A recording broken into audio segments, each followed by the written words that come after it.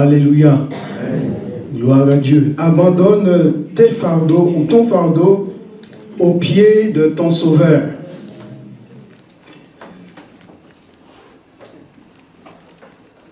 Il peut arriver, mes bien-aimés, que nous ayons des fardeaux lourds à porter.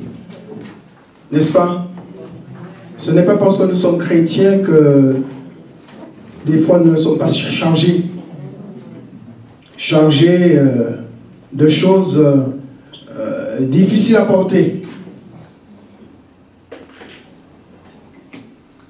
Mais le Seigneur nous dit que nous pouvons nous décharger sur lui de tous nos soucis et prendre sur nous son joug qui est doux et léger. Alors mon frère, ma soeur, ce matin, si tu as un fardeau, si tu es venu dans ce lieu avec un fardeau, tu n'as pas pu le déposer pendant le temps de la louange, tu n'as pas pu le prendre sur tes épaules ou sur ta tête et le poser au pied de la croix dans ces moments de louange et d'adoration, eh bien le Seigneur te dit, il faut que tu te libères. Il faut que tu te décharges. Parce que le Seigneur a déjà tout pris sur lui, il y a plus de 2000 ans de cela à la croix du Calvaire. Ton fardeau, mon fardeau, Jésus s'en est déjà chargé. Et il n'est pas normal que nous puissions continuer notre marche avec une charge lourde sur notre tête ou sur nos épaules et croire que nous allons poursuivre ou arriver jusqu'au bout sans nous fatiguer. Certains disent, mais le Seigneur a dit, chargez-vous de votre croix. C'est vrai. Nous sommes amenés effectivement à nous charger de notre croix, comme le Seigneur lui-même s'est chargé de la sienne. Mais quand il s'agit des fardeaux qui nous viennent des choses de ce monde, pour nous empêcher de suivre Jésus, pour nous empêcher de continuer à marcher avec Jésus, pour nous empêcher à arriver à notre destination qui est le ciel, eh bien le Seigneur ne nous demande pas de le garder, mais de le déposer au pied de sa croix, afin d'être libre pour le suivre. Amen. Amen. Je suis heureux de vous voir. J'espère que vous êtes heureux de me voir. Amen. Ça fait du bien de vous voir, de voir les enfants de Dieu, de voir l'Église qui se retrouve dans un même lieu pour le même but, le même objectif, celui d'élever Jésus. Rien d'autre. Je crois que si nous venons, mes bien-aimés, si nous nous rassemblons dans ce lieu, c'est uniquement pour élever celui qui vit et celui qui règne.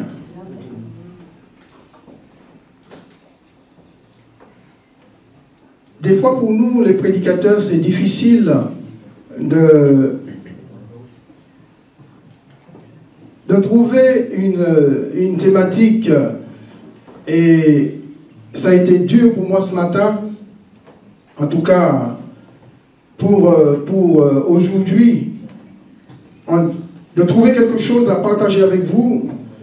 Je disais, Seigneur, mais je ne comprends pas, je n'ai rien dans mon cœur, et il faut partager, il faut apporter. Mais que pourrais-je apporter si Dieu lui-même ne nous a pas donné ce qu'il faut apporter à son peuple? Des fois on peut dire, nous avons fait des études dans ce sens, nous pouvons ouvrir la Bible et puis sortir un texte ou une histoire et puis travailler sur ce texte ou cette histoire et puis partager avec le peuple de Dieu, sans que cela ne soit ce que Dieu a voulu pour son peuple. Quand nous nous retrouvons face de vous, nous ne savons pas ce qu'il y a dans votre cœur. Mais Dieu le sait. C'est la raison pour laquelle il est indispensable pour nous les prédicateurs de nous tenir devant Dieu pour recevoir de Dieu. Parce que nous ne savons pas ce qui se passe dans les cœurs humains, mais seul Dieu le sait. Et parce que Dieu le sait, Dieu nous donne ce qui est nécessaire pour chacun d'entre nous ce matin. Puisque je n'avais rien, je dis Seigneur, mais il faut que tu parles, hein. Il faut que tu te révèles. Ce n'est pas dans mon habitude de partager 2 fois le même message, mais je crois que la répétition de certaines choses est indispensable. Je crois que c'est Paul qui disait, je ne me souviens plus comment Paul le disait, mais l'idée était, c'est bon de répéter, de vous répéter les choses parce que cela vous est salutaire. Voilà. Alors je voudrais partager 2 textes avec vous qui se trouvent dans l'évangile de Matthieu au chapitre 6, verset 12. Et nous allons lire aussi versets 14 et 15. Ensuite, nous allons lire un texte dans l'évangile de Luc au chapitre 17, versets 3 et 4. Matthieu 6, verset 12. Je vais vous demander de bien vouloir vous lever, s'il vous plaît. Matthieu 6, verset 12. Pardonne-nous nos offenses, comme nous aussi, nous pardonnons à ceux qui nous ont offensés. Versets 14 et 15. Si vous pardonnez aux hommes leurs offenses, votre Père Céleste vous pardonnera aussi vos offenses. Et dans Luc chapitre 17, versets 3 et 4,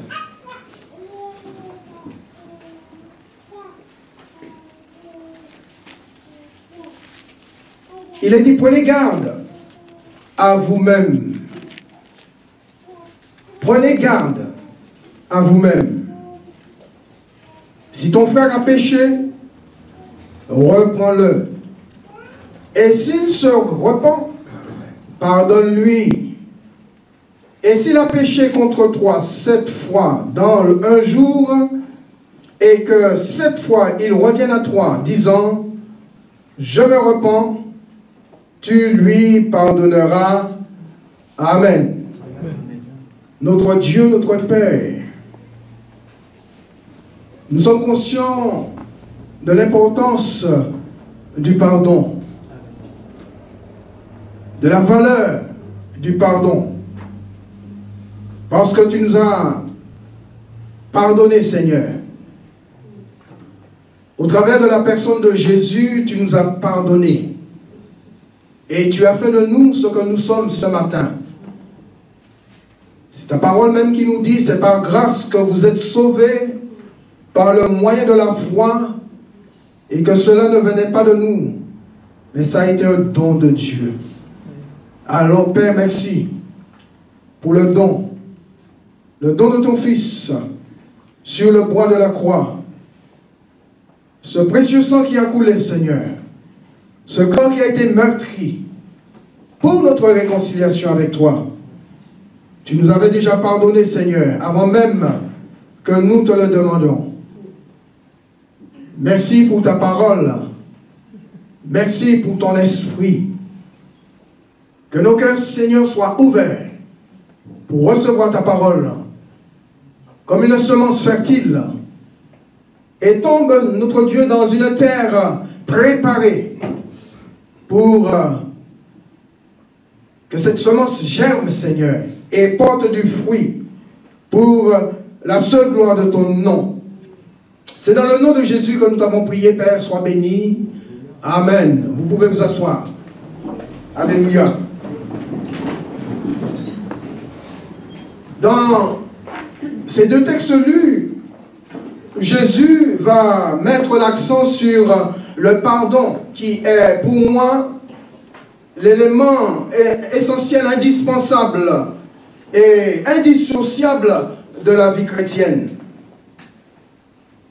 On ne peut pas dire que si on vit sa vie chrétienne, on la vit sans avoir dans le cœur le désir de pardonner à celui qui vous a offensé ou à celle qui vous a offensé. Donc le pardon est indissociable à la vie chrétienne. Qui peut dire ce matin, durant toute ma vie, depuis que j'ai connu le Seigneur, jusqu'à ce jour, je n'ai jamais offensé quelqu'un. Levez la main. Je crois que nous avons tous, à un moment ou à un autre, offensé quelqu'un. Peut-être pas par une parole, mais peut-être par un geste, par un regard, peut-être même par le fait de ne pas dire bonjour à telle ou telle personne. Oui, je crois que nous sommes tous coupables devant Dieu à ce niveau. Et même si on pouvait dire, je n'ai jamais offensé qui que ce soit, mais au moins, vous avez été un jour offensé par quelqu'un. Et vous n'êtes pas à l'origine de l'offense, mais vous êtes celui qui avait subi l'offense. Et c'est tellement dur dans votre cœur que vous avez du mal à pardonner. Que ce soit dans l'un ou dans l'autre cas, la parole de Dieu nous recommande de pardonner. Celui qui offense doit demander pardon, et celui ou celle qui est offensé doit aussi accorder le pardon.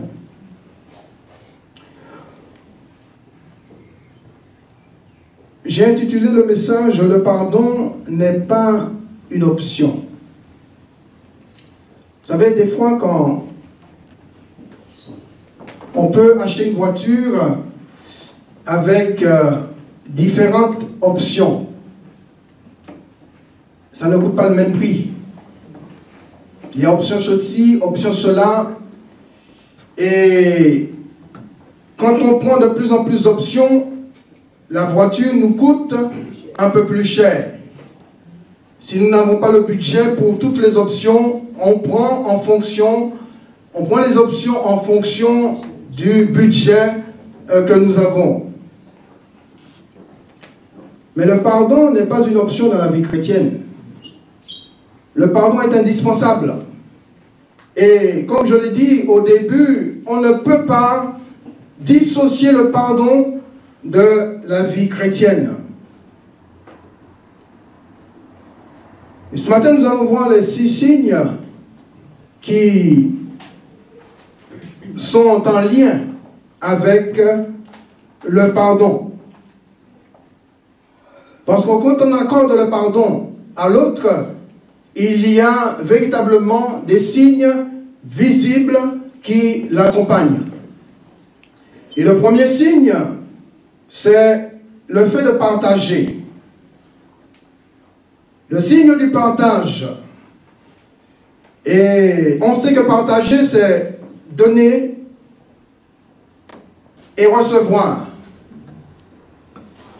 Quand je partage avec quelqu'un, quand je partage avec mon frère, quand je partage avec ma soeur, quand je partage avec Dieu ou quand je partage avec l'Église, ce n'est pas à sens unique où je reçois toujours de l'autre et que l'autre ne reçoit jamais de moi.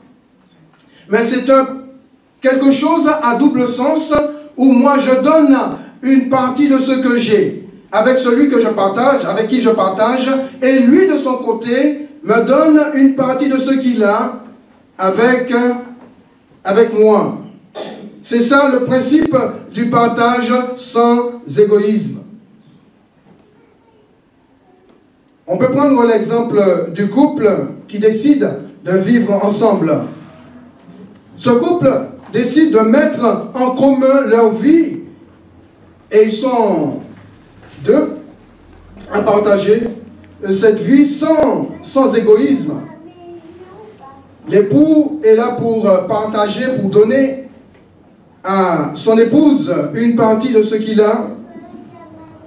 L'épouse doit faire aussi de même, donner à son époux une partie de ce qu'elle a. C'est ça le sens du partage sans égoïsme.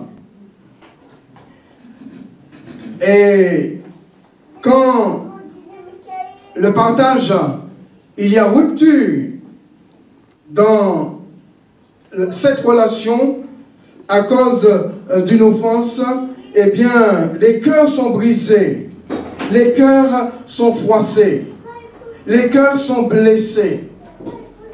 L'offense se place au milieu des deux comme un fossé qu'il va falloir combler pour rétablir à nouveau le partage. Dans le texte de Luc, on voit qu'avant que Jésus ne parle du péché, élément qui perturbe le partage, il adresse une mise en garde. Prenez garde à vous-même, dit Jésus. Prenez garde à vous-même. Et je crois que ce matin, nous pouvons dire, prenons garde à nous-mêmes, parce que la parole de Dieu ne s'adresse pas aux autres. La parole de Dieu s'adresse à chacun d'entre nous ce matin, en premier à moi. Prenons garde à nous-mêmes. Il est important de comprendre que Jésus donne une double mise en garde. Il s'adresse premièrement à ceux qui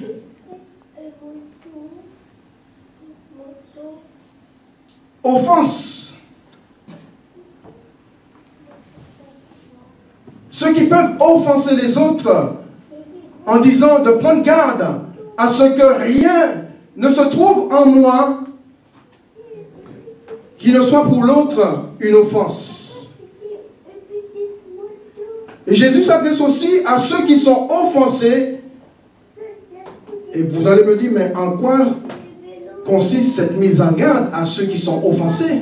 Eh bien, elle consiste à faire attention.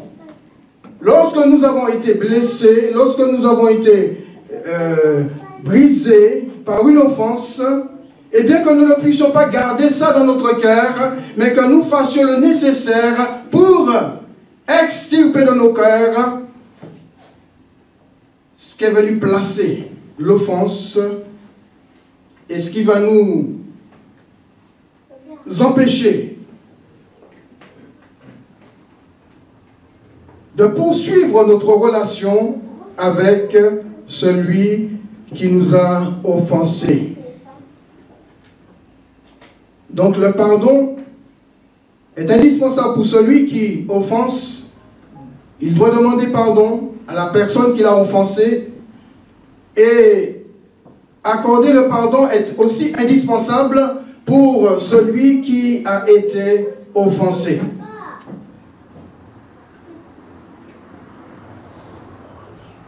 Et dans les deux cas, je crois que l'attitude, c'est celle que nous donne David dans le psaume 142, verset 6, où David dit, « Éternel, c'est à toi que je crie. Je dis, tu es mon refuge, mon partage sur la terre des vivants. Éternel, c'est à toi que je crie. » Nous avons vraiment besoin de crier à Dieu. Si nous voulons rétablir des relations qui ont été brisées au travers peut-être de l'offense faite à un autre, ou par le fait d'avoir été offensé par l'autre, eh bien nous avons besoin de crier à Dieu pour que le Seigneur nous aide. à demander pardon et aussi à accorder le pardon. Afin que les relations soient rétablies. Parce que Dieu ne nous a pas appelés et établis dans sa maison en tant que famille de Dieu pour que nous ayons des problèmes relationnels les uns vis-à-vis des autres.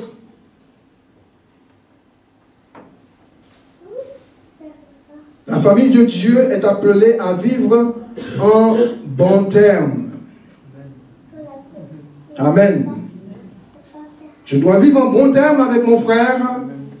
Je dois vivre en bon terme avec ma soeur.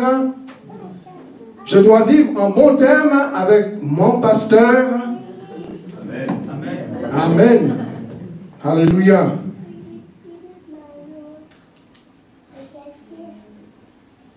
Mais pour cela, nous avons besoin de crier à Dieu, d'implorer la grâce de Dieu. Ce n'est pas toujours facile ni évident parce que nous restons des êtres humains avec nos défauts, avec nos faiblesses, avec nos imperfections.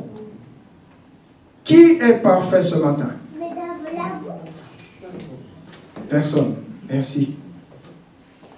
Personne n'est parfait. Qui n'a pas de défaut ce matin? Merci. Nous avons tous des défauts. Nous sommes tous imparfaits. Et ça peut arriver qu'on blesse quelqu'un, peut-être même sans faire attention.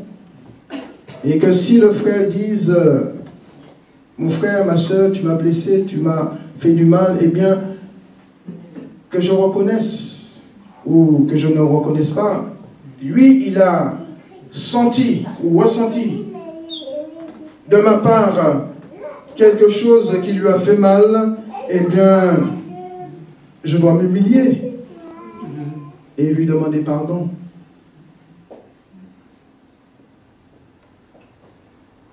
C'est indispensable, parce que le pardon, ce n'est pas une option.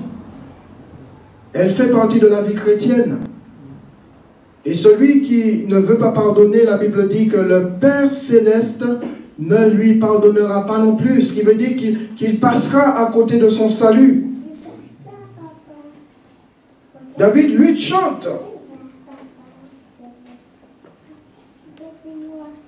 la présence de Dieu, le partage qu'il a avec Dieu. Et je crois que ce matin, le plus beau partage que nous pouvons avoir, ce n'est pas les uns avec les autres. Quand bien même ce partage est formidable, est extraordinaire, mais le plus beau partage que nous avons ici-bas, en tant qu'enfants de Dieu, c'est le partage avec notre Dieu. C'est le partage avec Jésus. C'est ce que nous partageons avec Dieu. C'est ce que nous partageons avec Jésus en tant qu'enfants de Dieu. Et que jamais, mes bien-aimés, cette relation ne soit brisée par une offense que nous pouvons faire ou adresser à notre Dieu et qui pourrait rompre le lien du partage.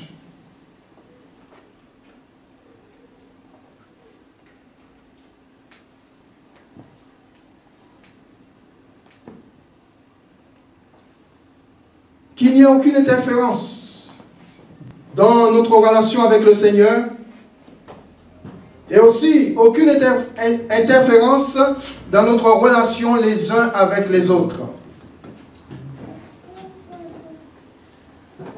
Il y a un seul remède contre l'offense, c'est bien le pardon. Jésus dit que celui qui a péché doit être repris pour qu'il y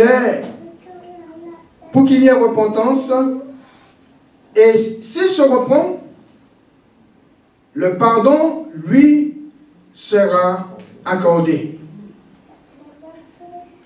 Le pardon est tellement important quand l'offense vient se placer entre deux personnes et priver l'un comme l'autre du désir de continuer à vivre et à partager ensemble.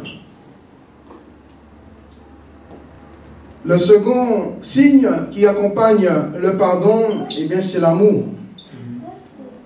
L'amour.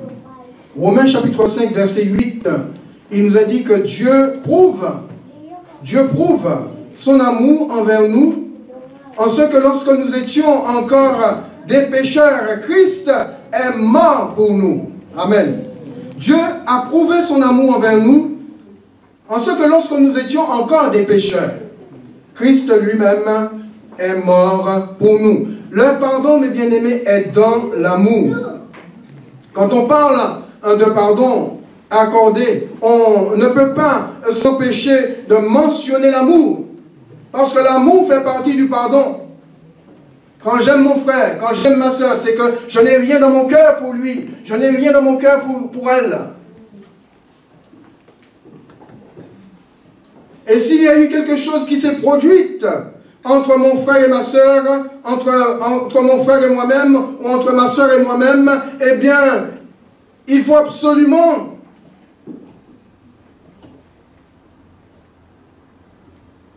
que le pardon soit accordé pour que l'amour revienne au milieu des deux.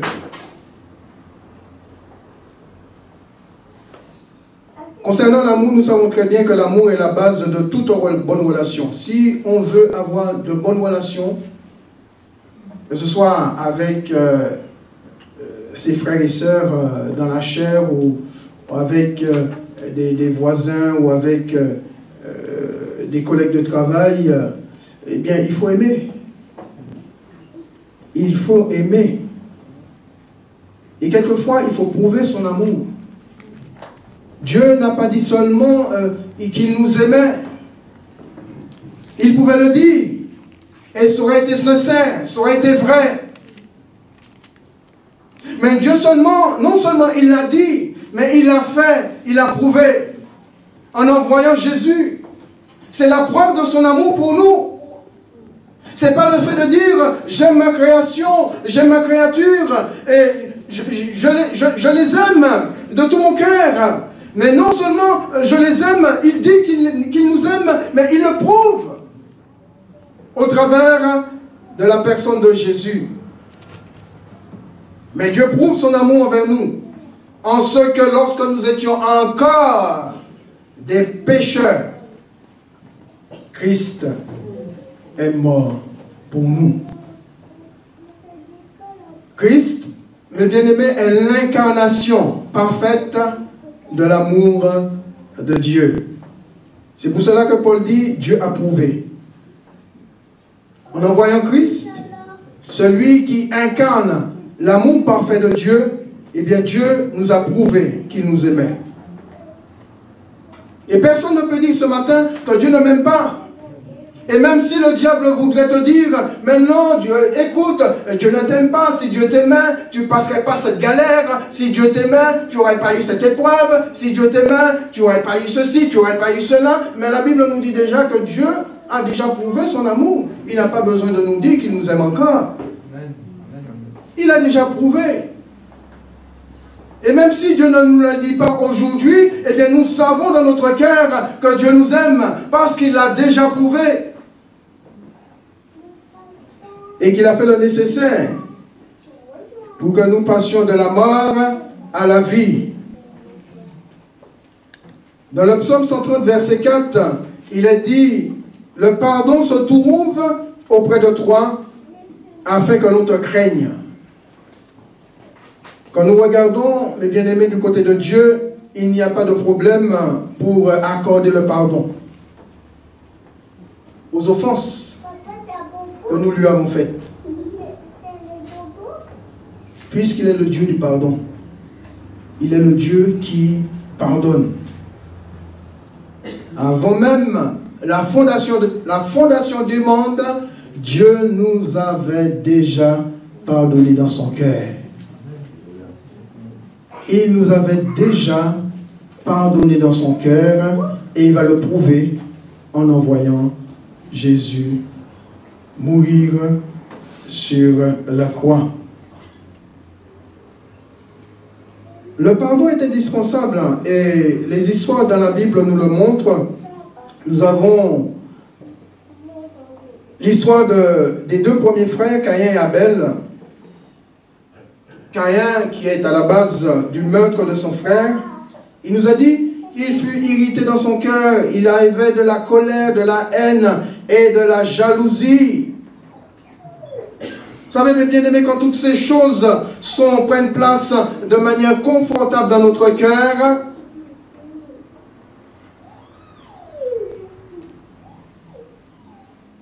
elles ne sont là qu'en finalité pour nous conduire à notre perte.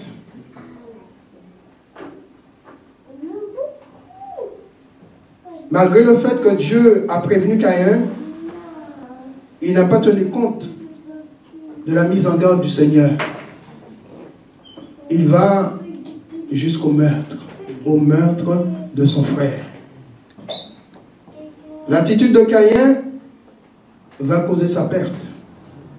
Prenons garde, mes bien-aimés, à l'attitude de notre cœur.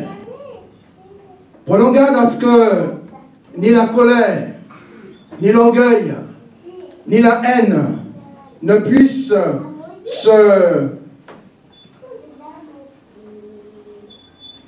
prennent place de manière confortable dans nos cœurs. Ces choses-là ne sont pas là pour nous faire du bien, mais pour causer notre perte. Je pense que Dieu aurait pu pardonner à Caïn, malgré le fait qu'il ait tué son frère. Dieu aurait pu lui pardonner s'il avait demandé pardon. Nous voyons l'histoire de Joseph et de ses frères que vous connaissez. Il nous a dit, concernant les frères de Joseph, qu'ils virent que leur père l'aimait plus que tous. Et il nous a dit, et il le prit en haine. Il ne pouvait lui parler avec amitié. Alors qu'est-ce qu'ils vont faire? Ils vont le jeter dans une citerne, et puis le vendre comme esclave, ensuite en Égypte, ensuite jeté en prison pour une faute qu'il n'avait pas du tout commise. La relation entre Joseph et ses frères, dès le départ, était une relation vouée à l'échec, puisqu'il n'y avait pas d'amour dans cette fratrie. Est-ce que le problème venait de Joseph? Non. Mais le problème venait des autres. Vous savez, des fois, on aura beau faire pour que l'amour soit toujours présent dans la famille, mais si certains des membres ne veulent pas, la relation qu'on veut établir au sein de notre famille sera vouée à l'échec malgré notre bonne foi.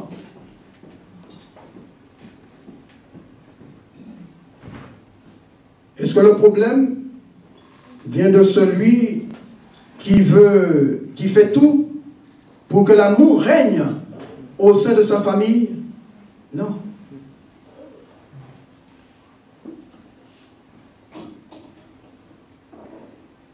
Nous avons l'histoire de David et d'Eliab, son frère, que vous connaissez aussi, quand David, ce jeune homme qui n'avait même pas l'âge d'être enrôlé dans l'armée, en tant que soldat, et va vouloir combattre contre le géant Goliath parce qu'il avait insulté l'armée du Dieu vivant, l'armée du Dieu d'Israël. David a dit, mais c'est pas possible, je ne peux pas laisser ça, comme ça, je ne peux pas laisser un incirconcis insulter l'armée de l'Éternel. Eh bien, si personne ne veut se battre contre ce géant, si tout le monde a peur de ce géant, eh bien, moi, j'irai. Non pas avec ma force, mais avec la force de l'Éternel. Eh bien, j'irai, je combattrai ce géant. Qu'est-ce qui s'est produit avec Eliab? Il nous a dit qu'Eliab s'enflamma de colère contre lui et le traita d'orgueilleux. David, regarde l'armée de l'Éternel. C'est combattant. Mais ils se cachèrent quand Goliath sortait. C'est vaillant combattant. Mais lorsque Goliath sort, ils couraient tous, ils fuyaient tous. et il n'y avait personne. Lorsque Goliath lançait son défi, ils fuyaient tous et il n'y avait personne. Et pourtant, Eliab dit à David, qui lui voulait relever ce défi, eh bien David, tu es orgueilleux. Au lieu de dire, au moins voilà quelqu'un qui veut relever le défi, alors que nous avons tous peur.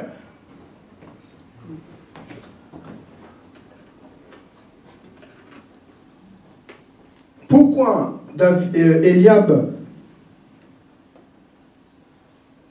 s'enflamme de colère contre David? Eh bien, tout simplement parce qu'il y avait de la jalousie dans son cœur. La jalousie parce que Dieu ne les avait pas choisis. Et Dieu avait choisi David parce qu'il avait trouvé David un homme selon son cœur. Mais bien aimé, la jalousie va s'installer confortablement dans le cœur d'Eliab et le pousser à s'opposer à son frère David alors qu'il devait l'aimer. Le problème était-il du côté de David? Je vous laisse répondre. Faisons attention à de tels sentiments, l'orgueil, la colère. Car si nous les laissons s'installer de manière confortable dans nos cœurs sans rien faire, elles ne nous aideront pas du tout à maintenir l'amour au sein de la famille de Dieu. Le troisième signe visible qui accompagne le pardon, eh bien c'est la réconciliation. Matthieu chapitre 5, versets 23 et 24. Si donc tu présentes ton offrande à l'autel et que là tu te souviennes que ton frère a quelque chose contre toi, laisse là ton offrande devant l'autel et va d'abord te réconcilier avec ton frère. Puis, viens présenter ton offrande. Le pardon conduit à la réconciliation. Réconcilier, c'est remettre en accord. Quand on a des désaccords et qu'on prétend être réconcilié, c'est parce qu'on a remis les choses en ordre, remettre en accord, en harmonie, des personnes qui étaient brouillées. Ramener des personnes à la bonne entente, rétablir entre elles des relations amicales ou fraternelles.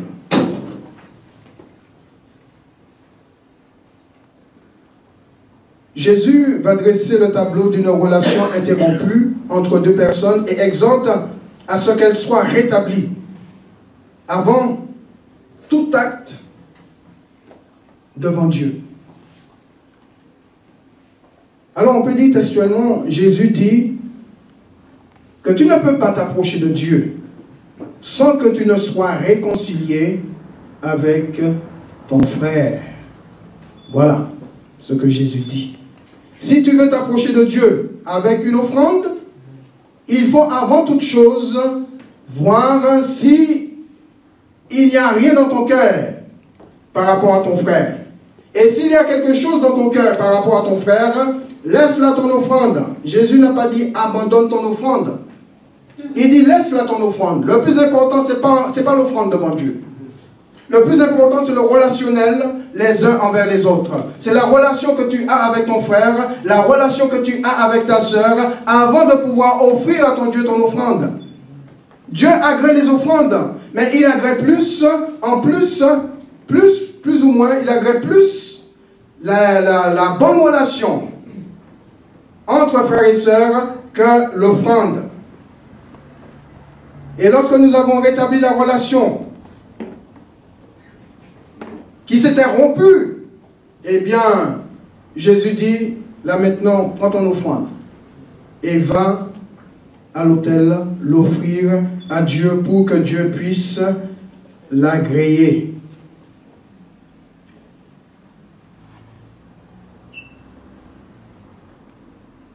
Pardonner, c'est important, tellement important que Pierre va demander à Jésus, mais Seigneur, combien de fois faut-il que je pardonne à mon frère? Matthieu 18, versets 21 et 22.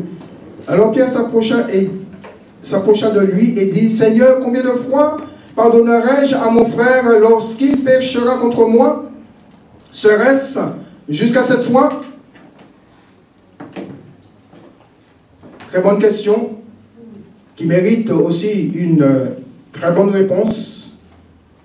Peut-être qu'il s'attendait à ce que Jésus lui dise, oui, c'est bon, tu peux, 7 fois c'est suffisant, c'est bon. Non, Jésus va lui dire tout simplement, je ne te dis pas jusqu'à 7 fois, mais jusqu'à 70 fois 7 fois. C'est-à-dire que chaque fois que mon frère a péché contre moi et qu'il vienne et qu'il me dise, frère, pardonne-moi s'il te plaît, et que son pardon, sa demande de pardon est sincère, je me dois de la lui accorder.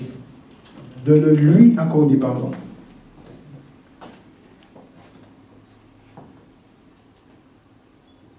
Vous comprenez l'importance du pardon? Pardonne-nous, comme nous aussi, nous pardonnons à ceux qui nous ont offensés.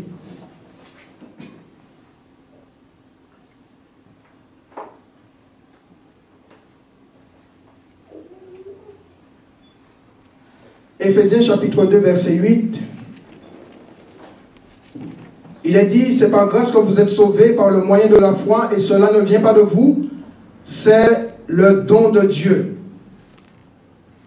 Alors, Paul dit quelque chose de fort concernant le pardon divin. Il dit que le pardon, c'est un don de Dieu.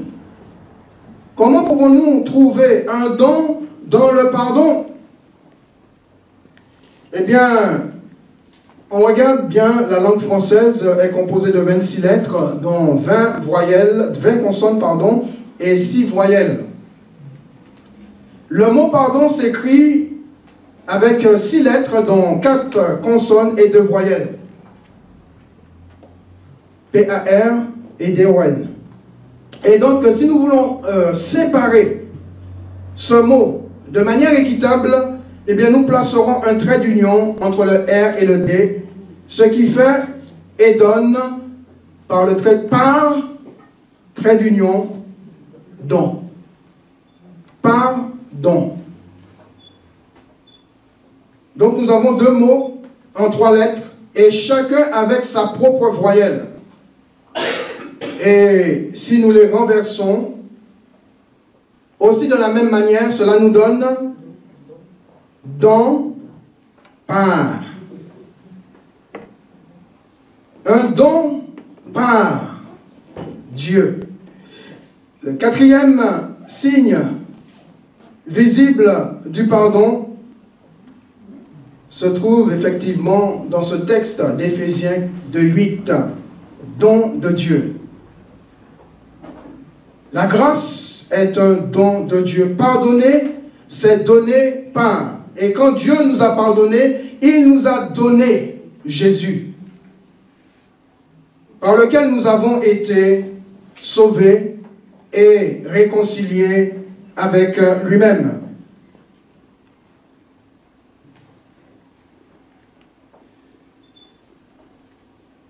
Le salut par grâce en Jésus-Christ est le don équitable de Dieu pour tous les hommes. Un don équitable. Pourquoi je dis un don équitable? Parce que tous peuvent recevoir le salut. Peu importe qui ils sont, de quelle nation, de quelle origine, de quel peuple, de quelle langue, peu importe ce qu'il a fait, eh bien, si on a un cœur sincère, si on vient devant Dieu avec lui demandant pardon et acceptant justement ce pardon, eh bien, on reçoit le salut de la même manière.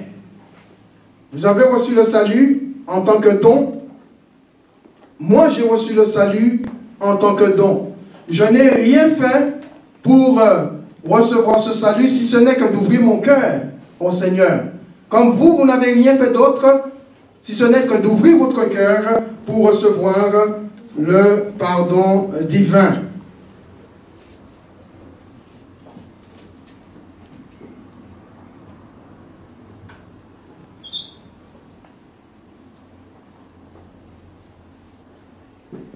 La Bible nous appelle à ressembler à Jésus. Nous sommes des enfants de Dieu destinés à ressembler au Seigneur.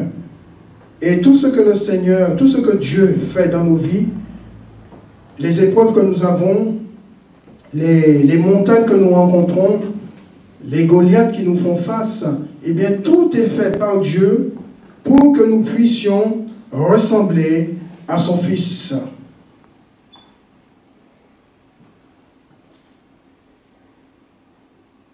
Galates 1,4, Paul interpelle les chrétiens de Galates sur ce pardon divin en déclarant que notre Seigneur Jésus-Christ s'est donné lui-même pour nos péchés afin de nous arracher du présent siècle mauvais selon la volonté de notre Dieu et Père.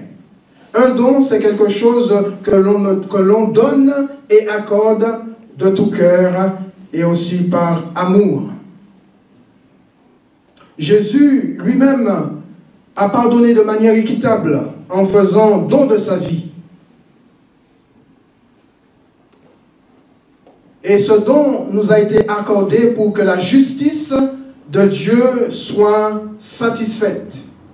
Il était hors de question que la justice de Dieu soit satisfaite par le fait que je fasse quelque chose pour la recevoir. Et je dis que personne ne peut faire quoi que ce soit pour recevoir la justice divine. Il n'y a qu'une seule chose que l'homme doit faire, c'est tout simplement l'accepter.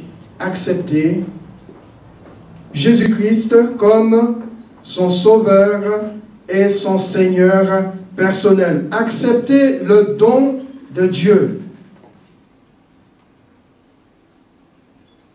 Un don qui a coûté à Dieu, selon Hébreux chapitre 9, verset 22, et presque tout, d'après la loi, est purifié avec du sang, et sans effusion de sang, il y a le pardon.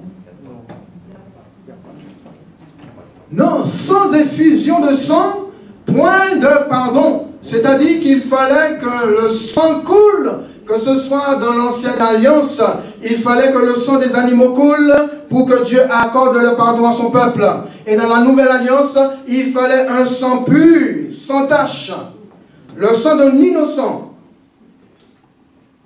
le sang de l'agneau de Dieu qui ôte le péché du monde, le sang de Jésus-Christ.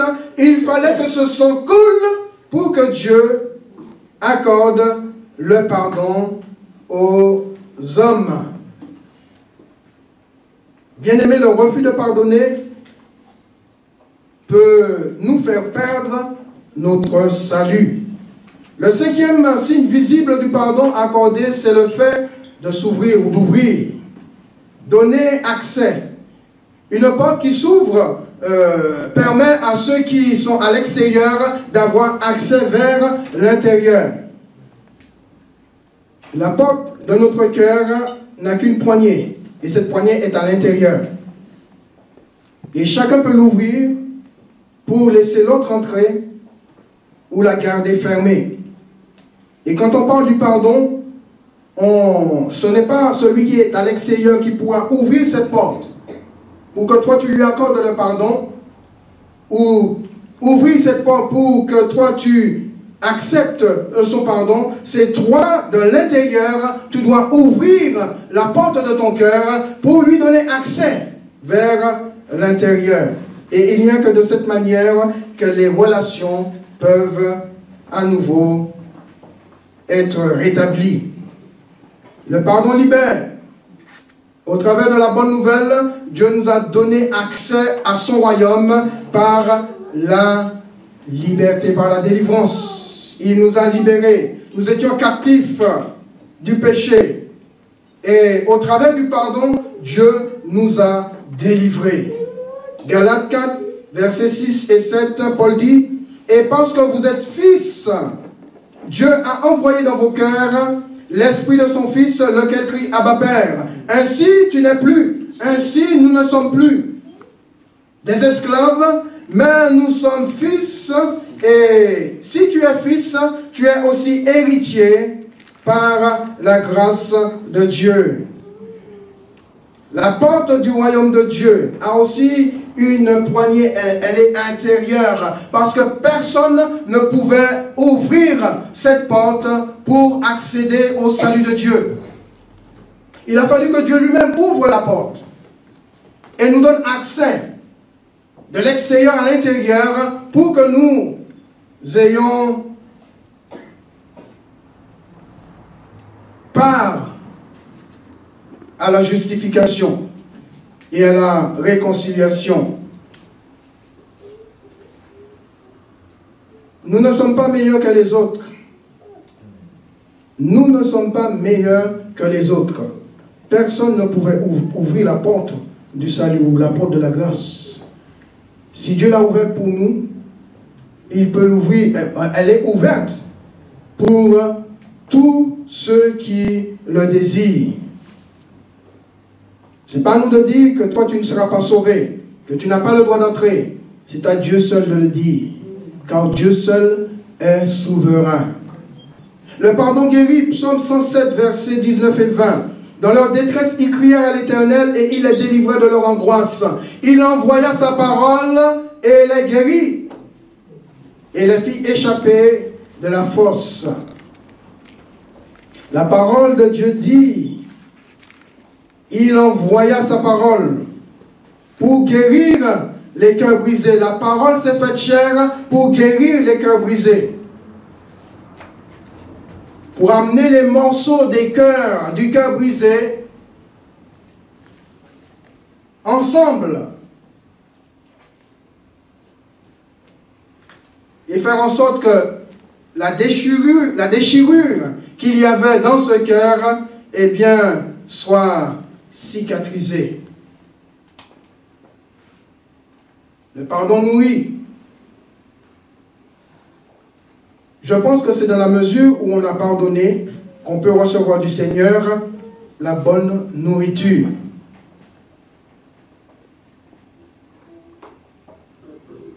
Parce que personne ne peut recevoir quand le cœur est déchiré, quand le cœur est brisé. On aura beau préparer une bonne nourriture pour un jeune homme qui a un problème de cœur avec une jeune fille, ou une jeune fille qui a un problème de cœur avec un jeune homme. On aura beau leur préparer une bonne nourriture, ce sera difficile pour lui ou pour elle de manger, parce que le cœur est brisé. Il n'aura plus faim. Mais pour que l'appétit revienne, il faut que le cœur soit rétabli.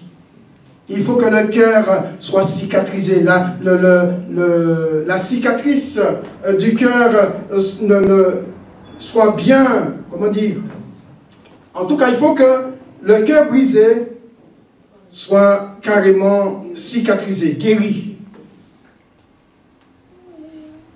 Sixième signe visible du pardon est le fait de passer à autre chose. Une nouvelle ère. Jean 1, 17. Car la loi a été donnée par Moïse, la grâce et la vérité sont venues par Jésus-Christ. Le pardon conduit à une nouvelle ère.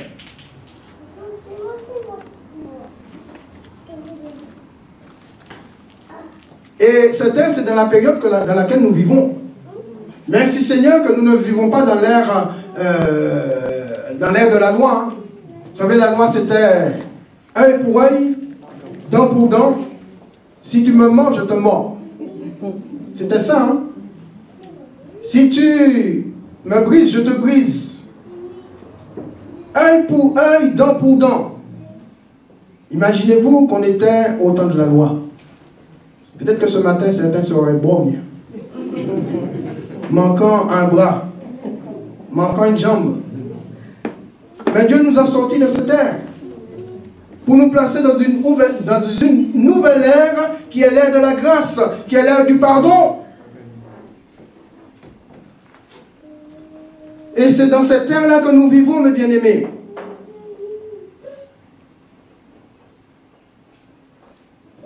Pour passer de l'année 2024 à 2025, il a fallu quitter 2024 pour que nous puissions entrer dans une nouvelle année.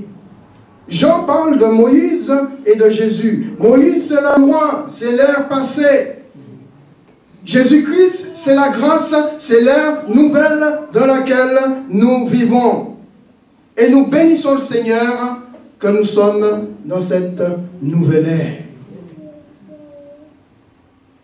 Passer de l'ère de la loi à l'ère de la grâce ou à l'ère de la justice ou de la vérité, il a fallu que Dieu nous pardonne.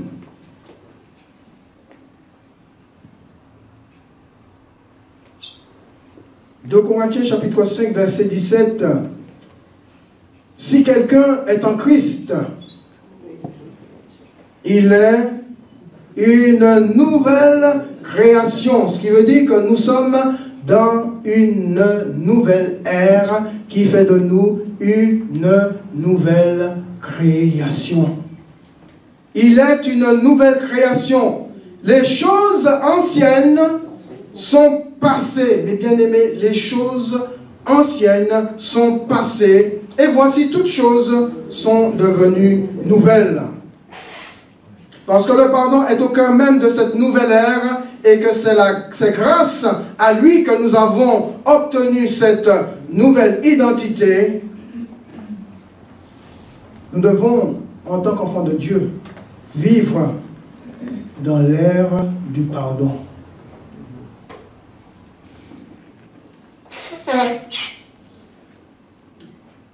Ce qui a été fait sous l'ère de la loi a été pardonné, donc oublié, effacé, ça a disparu. Et dans cette nouvelle ère, c'est celle de la vérité, de la justice, de la grâce. Et Dieu nous appelle à vivre dans le pardon du don donné par Dieu.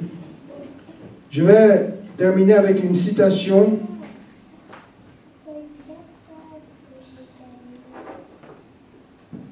d'Albert Einstein qui disait « Les gens faibles se vengent, les gens forts pardonnent et les intelligents ignorent. » Les gens faibles se vengent, les gens forts pardonnent et les intelligents ignorent. Bien-aimés, ne soyons pas des gens faibles, mais des enfants de Dieu forts et intelligents. Le pardon qui n'est pas optionnel dans la vie chrétienne est le pont qui permet de passer d'un état à un autre et comble le vide pour un nouveau rapprochement. Comme je l'ai dit tout à l'heure, l'offense creuse un fossé entre deux personnes. Et le fait de pardonner vient combler ce fossé pour rétablir la communion entre les deux personnes qui s'étaient brouillées.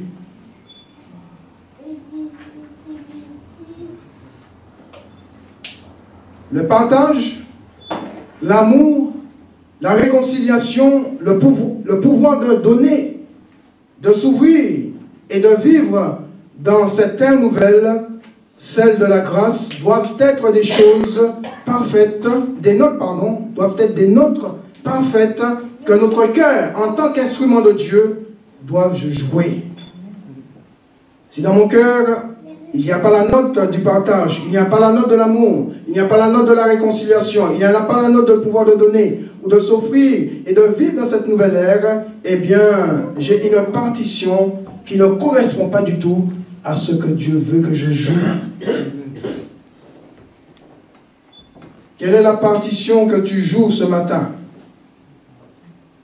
Quelles sont les notes qui sont sur cette partition et que tu joues? Est-ce qu'elles sont en conformité, en accord, en harmonie avec la partition divine? Eh bien, pour le savoir, il suffit tout simplement de prendre ta partition et de la mettre à côté de celle de Dieu et de voir si les notes correspondent. Si les notes ne correspondent pas, eh bien, tu n'as pas la bonne partition. Et si tu n'as pas la bonne partition, tu dois demander au Seigneur pardon et recevoir de lui sa partition et non la tienne. Prions le Seigneur. Notre Dieu, notre Père, nous te bénissons et nous te remercions, Seigneur. Ta parole, c'est toute notre vie. Elle est tout pour nous, Seigneur. Même si des fois elle nous dérange, mais si elle nous dérange pour notre bien. Elle nous dérange pour que nous puissions garder notre salut. C'est par amour, Seigneur, que tu nous as envoyé cette parole qui s'est faite chair. Et nous la recevrons, Seigneur, ce matin, non pas comme parole d'homme, mais comme la parole de Dieu. Et nous te demandons, Seigneur, chacun pour notre part, moi le premier, Seigneur, qu'il n'y ait rien en moi qui soit, pour mon frère, pour ma soeur, un sujet d'offense.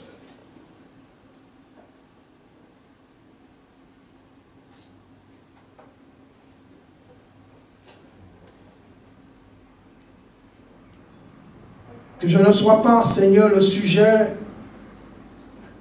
de la rupture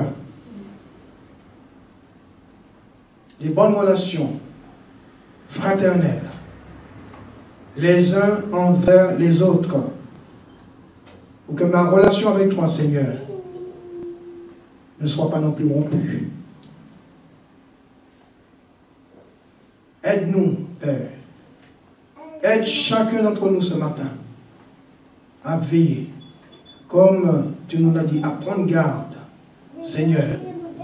Nous voulons prendre en considération ces avertissements, parce que tu nous avertis pour notre bien. Le jour arrive, Seigneur, où tu vas te présenter pour nous prendre avec toi. Et nous voulons, Seigneur, te rejoindre dans la nuit. Si tu ne nous as pas encore pris, Seigneur, ou enlevé dans ce monde par la mort. Notre seul désir, c'est de te voir et c'est d'être avec toi. Alors nous ne voulons que rien, Seigneur, ne puisse empêcher cela dans nos cœurs. Pardonne-nous, pardonne-moi, pardonne ton Église. Et que le Saint-Esprit, Seigneur, fasse la lumière dans les cœurs. Que tout ce qui est, Seigneur, caché, tout ce qui est fait dans les ténèbres, Seigneur, soit mis en lumière. Au nom de Jésus-Christ. Afin que la communion, Seigneur, entre nous et toi, et entre nous les uns envers les autres, soit une communion parfaite, comme toi tu le désires. Père, c'est dans le nom de Jésus-Christ que nous t'avons prié. Sois béni. Amen. Amen. Amen.